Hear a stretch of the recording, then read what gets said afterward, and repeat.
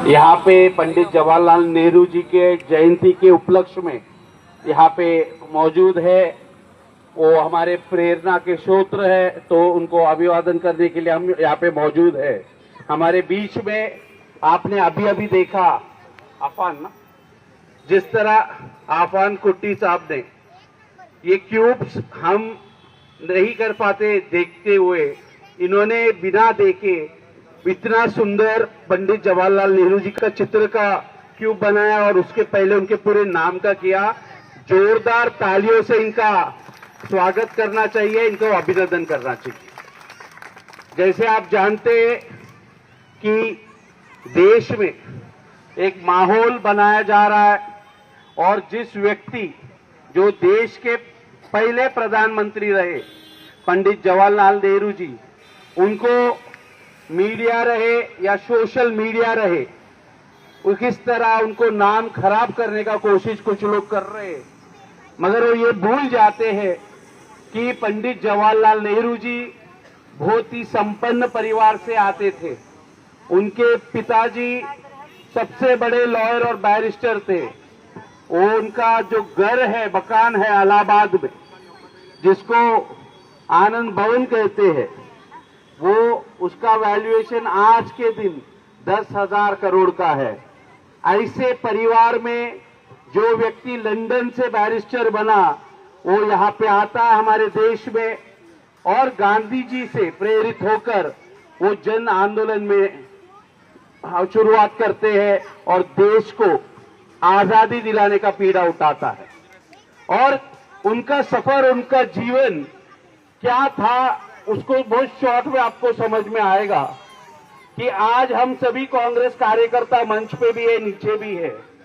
एक दिन के लिए पुलिस डिटेन करती है तो हम एमएलए, एमपी और मुख्यमंत्री तक को कॉल कर देते हैं।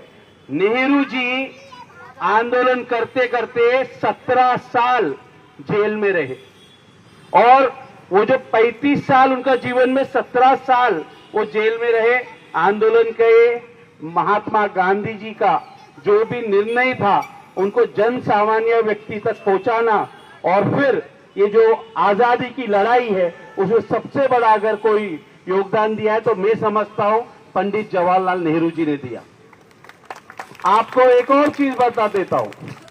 1947 में पंडित जवाहरलाल नेहरू जी देश के प्रधानमंत्री बने।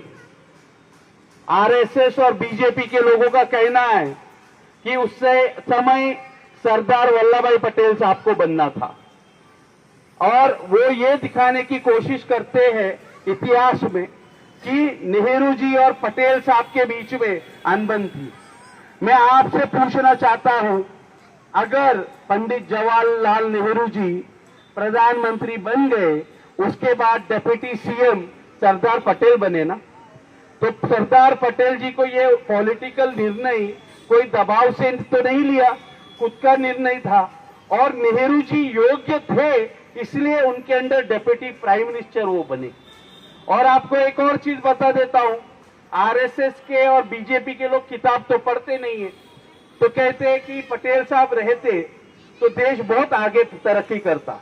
हम भी मानते, पटेल तो हमारे नेता है, मगर पटेल साहब का जो देहांत है दिसंबर 1950 में हो गया और देश में जो पहला चुनाव है वो 1951-52 में हुआ। तो पटेल साहब और गांधी जी का उम्र बराबर का था और नेहरू जी करीबन 15-16 साल उनसे उम्र से छोटे थे। तो ये महात्मा गांधी भी जानते थे, सरदार पटेल भी जानते थे कि नेहरू जी के पास भविष्य है, उम्र उनकी तरफ है और इसीलिए 17 साल इस देश के प्रधानमंत्री पंडित जवाहरलाल नेहरू जी थे। और आज आप देश में जो आईआईटी देख रहे हो, आईआईएम्स देख रहे हो, एम्स देख रहे हो, इसरो देख रहे हो, आज जो मंगलयान चांद तक पहुंच पा रहा है, वो इसीलिए पहुंच पा रहा है क्योंकि पंडित जवाहरलाल नेहरू जी ने इसरो की शुरुआत की। और ये जो बच्चे आज हम माइक्रोसॉफ्ट, आपके हाथों में मोबाइल है, सबके हाथ में मोबाइल है ना, ये जो ऐप से चलता है, एंड्रॉइड होता है, माइक्रोसॉफ्ट होता है, गूगल होता है, ये सबके सीईओ इंडियंस है। और वो इंडियंस इसलिए है क्योंकि नेहरू जी ने आईआईटी का निर्माण किया। अगर नेहरू जी भी आज के प्रधानमंत्री की तरह हिंदू मुस्लिम के नाम से हमें बांट दिए होते तो ये देश प्रगति नहीं करता। इसलिए जो 17 साल पहले नेहरू जी देश के प्राइम मिनिस्टर रहे, उसमें देश बहुत तरक्की किया। मगर जो आरएसएस हो या जो भारतीय जनता पार्टी हो, इनको उनका अच्छाई नहीं दिखता है। मगर आज आप सभी लोग स्मार्ट हो, आपके हाथ में स्मार्टफोन है। अगर आप स्मार्टफोन को चलाते हो तो आपको पता चलेगा नेहरू जी ने इस देश के लिए क्या क्या किया है। और इतनी बात नहीं, 1947 से 1957 मतलब 10 साल प्रधानमंत्री होने के बाद नेहरू जी ने राजीनामा दे दिया था। उन्होंने कहा था कि 10 साल में इस देश का प्रधानमंत्री रहा और उन्होंने 6 महीने के लिए कश्मीर में ट्रैकिंग का उनको शौक था। वो कश्मीरी पंडित थे। उन्होंने कहा कि अब मैं राजीनामा दे रहा हूं और मैं 6 महीने ट्रैकिंग को जाऊंगा। पूरे देश में हाहाकार मच गया। कांग्रेस पार्टी हो, जनता सड़क पे आ गई। यूएस के राष्ट्रपति हो या यूएसएसआर, जो रशिया हम कहते उस समय सोवियत यूनियन था, उनके राष्ट्रपति दोनों ने अनुरोध किया नेहरू जी को कि आपका देश को आपके नेतृत्व की जरूरत है। इसलिए दोनों के कहने पर वो जो 6 महीने के लिए ट्रैकिंग के लिए जाने वाले थे, उन्होंने उसको 1 महीने का करके फिर से प्रधानमंत्री का दायित्व अपने हाथ में लिया।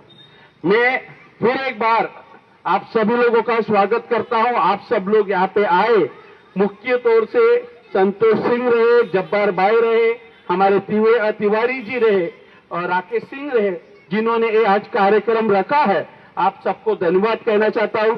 उसी तरह यहाँ पे उपस्थित किशोर बुंडेकल जी हो, हमारे ब्लॉक के अध्यक्ष भोसले साहब हो, जब्बार भाई हो, करुणानिधि जी हो, हमारे कमला जी हो, हमारे श्री कृष्ण कामले जी हो, ओटवाल जी है यहाँ पे, हमारी महिला अध्यक्ष बुलुन की नीताबेन जोशी जी, अश्विनी जी,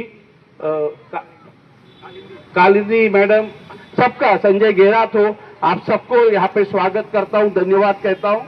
और हमारे भाई कैलाश पाटिल जी यहाँ पे है, सीनियर कांग्रेस लीडर, और हमारे जोशी साहब है, तमाम लोग, और हमारे और एक नवनीत वैती जी है बुलुंडी से, और अपना राजू, हमारे राजू दावरे जी यहाँ पे है, उनका भी स्वागत करता हूँ।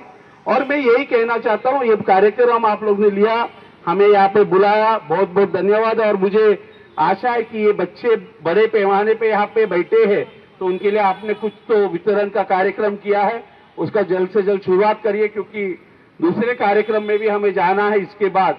तो मैं संतोष सिंह साहब से अनुरोध करता हूँ कि वितरण का जो कार्यक्रम है उसका शुरुआत करें।